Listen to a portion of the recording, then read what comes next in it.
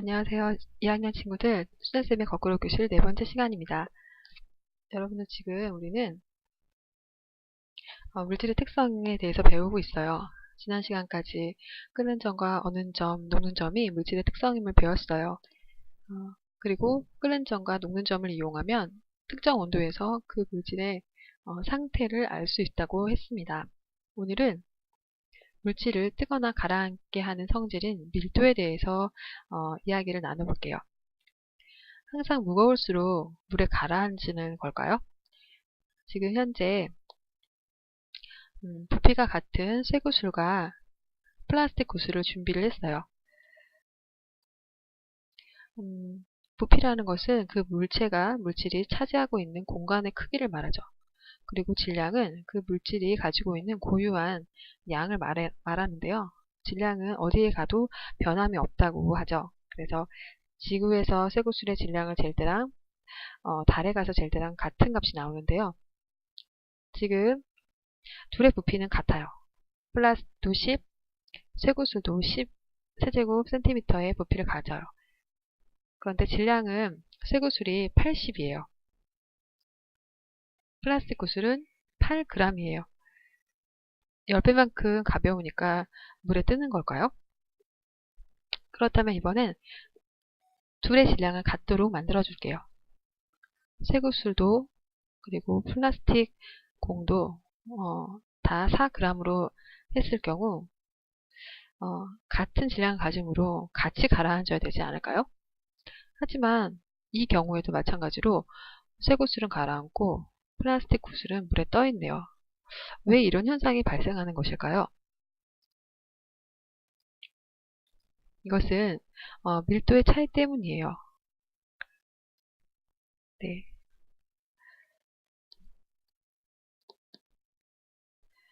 네, 선생님 지금 컴퓨터로 하는 거라 이게 지워지지가 않아서 잠깐 지우고 할게요. 네. 밀도란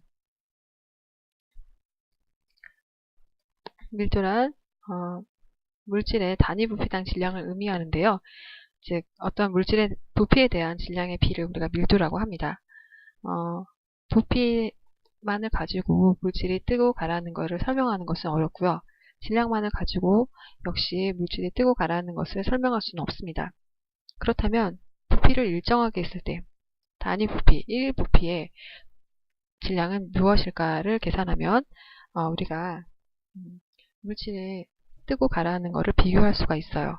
그래서 밀도는 부피분의 질량을 의미하고 밀도의 단위는 질량의 단위인 그램 나누기 부피의 단위인 세제곱 센티미터 혹은 밀리리터를 사용해서 그램 퍼 세제곱 센티미터, 그램 퍼 밀리리터를 주로 사용합니다.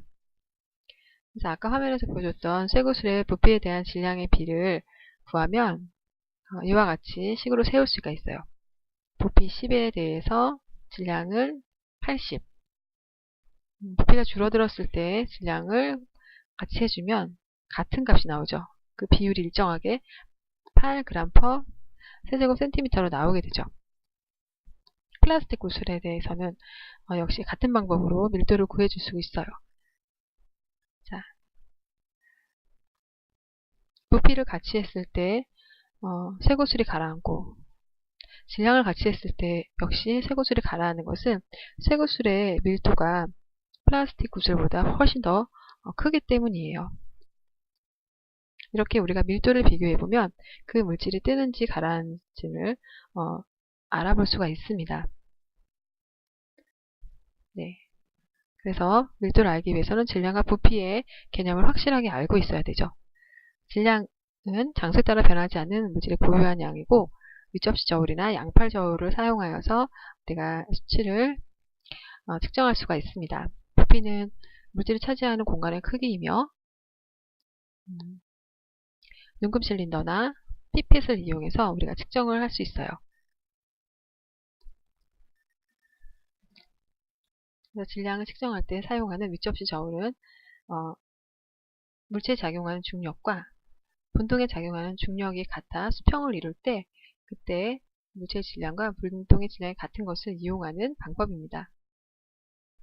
왼쪽 접시에, 그러니까 평평한 곳에 윗접시 저울을 두고 0점 조절 나사로 0점을 맞춘 후 왼쪽에 알고 싶은 물체를 올려놓고 오른쪽에는 수평을 맞춰가며 분동을 올려놓고 분동의 총합을 계산하면 이 물체의 질량이 계산이 되는 것이죠.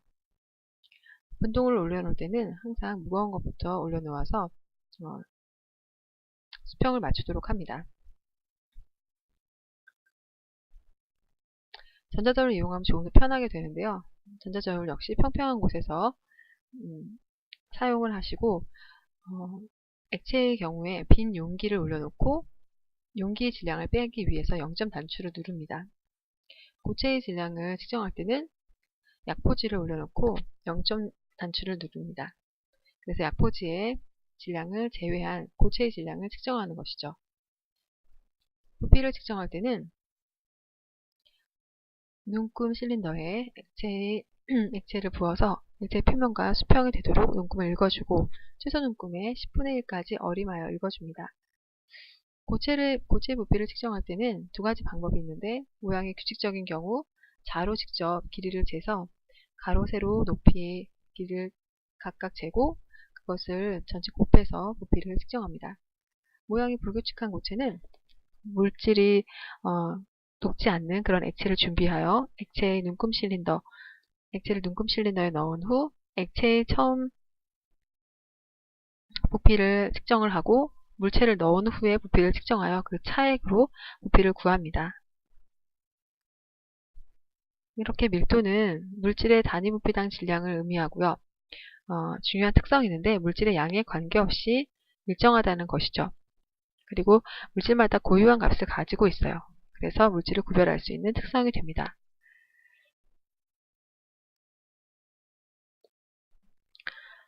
밀도는 뜨고 가라앉는 성질을 보여주는데 밀도가 큰 물질은 가라앉고 밀도가 작은 물질은 뜨게 되죠.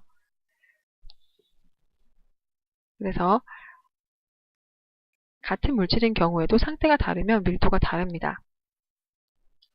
우리가 더울 때 시원한 얼음물을 찾게 되는데요. 물과 얼음을 동시에 넣어도 시간이 지나면 얼음이 물 위에 떠 있게 되죠.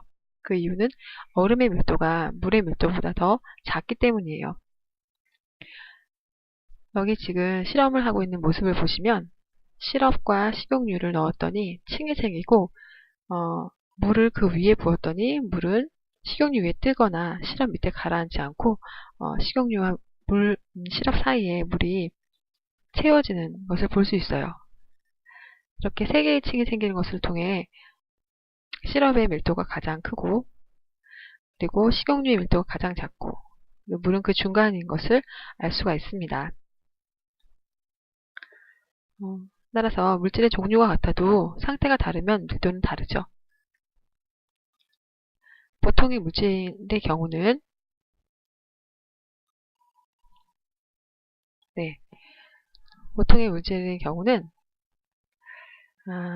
고체일 때 가장 밀도가 크죠. 네. 컴퓨터가 많이 느려져가지고요.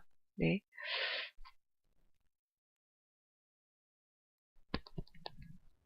보통의 물질은 고체일 때 가장 밀도가 크고요. 그리고 기체일 때 가장 밀도가 작죠. 하지만 예외가 있습니다. 물인 경우는 어떻죠? 네.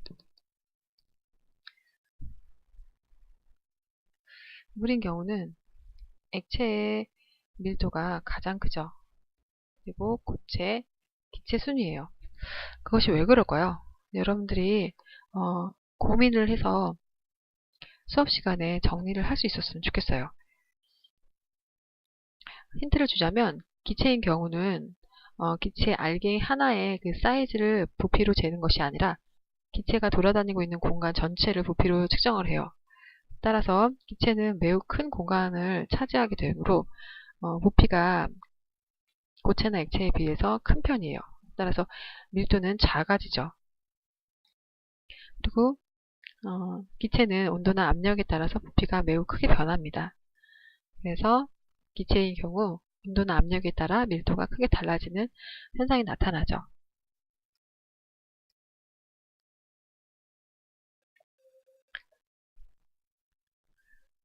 따라서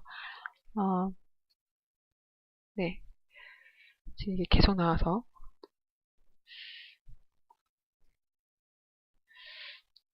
네, 여러 가지 물질의 밀도를 비교하면 고체인 경우에 밀도가 큰 수치를 나타내죠. 기체는 매우 작은 수치를 나타내죠. 근데 고체 중에서 물의 밀도 1보다 작은 경우의 고체는 바로 얼음입니다. 그래서 겨울철에 호수가 얼면 가장 밀도가 작은 얼음이 물 위에 뜨게 되므로 표면에 얼음이 형성되는 것을 또 볼 수가 있죠. 그렇다면 여러분 퀴즈 두 문제를 내줄게요. 자, 밀도에 대한 설명으로 옳은 것은 O표, 옳지 않은 것은 X표 하는 문제입니다. 여러분들 포스트잇에 답을 적어서 다음 수업 시간 전에 붙여주시길 바래요. 두 번째 퀴즈예요. 서로 섞여 있지 않는 A, B, C, D 물질을 컵에 넣었습니다. 이렇게 층을 이루게 되었을 때 질량이 5.4g이고 부피가 2세제곱센티미터인 금속 조각을 이 층에 넣으면 어떤 위치에 금속 조각이 떠있게 되는지 풀어보세요. 그리고 다음 시간엔 용해도에 대한 내용들을 정리할게요. 수고하셨습니다.